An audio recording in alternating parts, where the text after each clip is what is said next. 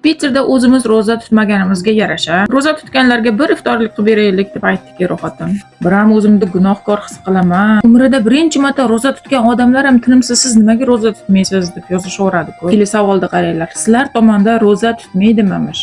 Sizlar tomonda deb endi Rossiyani nazarda tutayotgan bo'lsa kerak-da. Zavtrak tayyorlaganimda istoriyaga qo'yib qo'yibman. Bunaqa narsalar qo'ymang, men ro'zaman, yegim kelib ketdimishda.